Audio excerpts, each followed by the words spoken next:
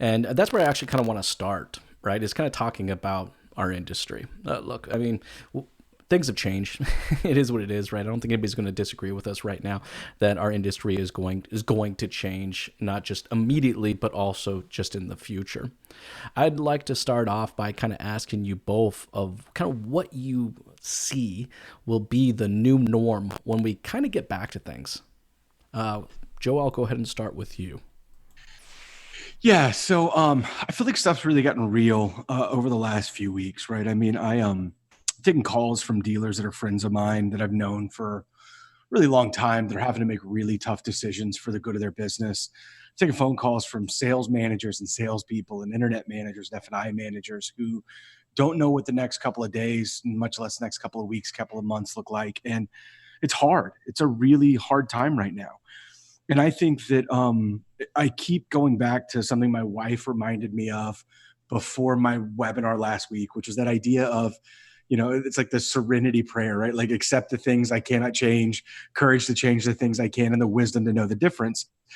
And I think right now, what for me it keeps coming down to is identifying very clearly the things that we're in control of and attacking those relentlessly.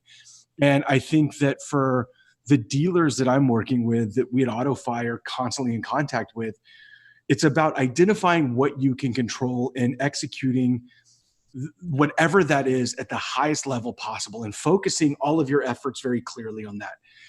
For us, we see it reflected in the metrics a significant uptick in consumer behavior with online shopping for car dealers. I mean, I don't know, Jason, if you're seeing it or Laurie, if you're seeing it, but we are seeing week over week the amount of people interacting with our tool on a Oh per yeah, it's dealer it's huge. We're basis. seeing a lot. Yeah, it really ramping up.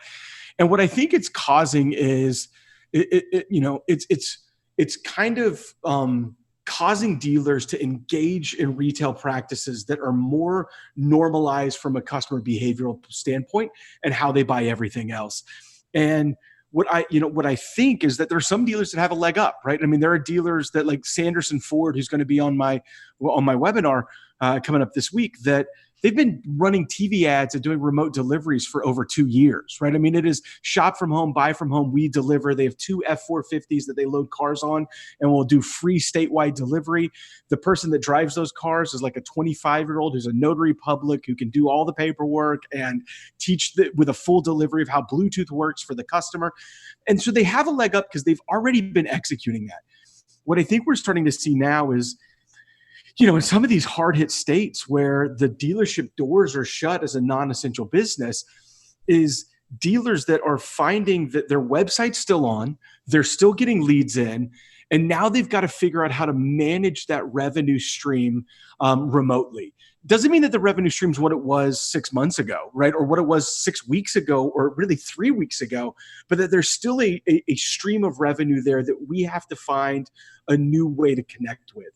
And what we're seeing is that dealer behavior is shifting to an embracing of a way of selling that even 4 weeks ago felt incredibly foreign and they were incredibly skeptical of.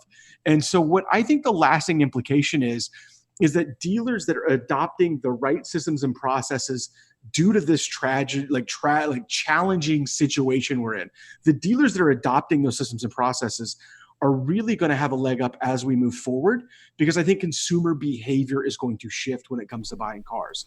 Oh, I'm Whereas, totally with you on that, Joe. But I think what it comes down to, it's not only the dealership's ability to execute that, which is going to be key, but it's the leaders within the dealership's ability to train, coach, and develop their team to do so.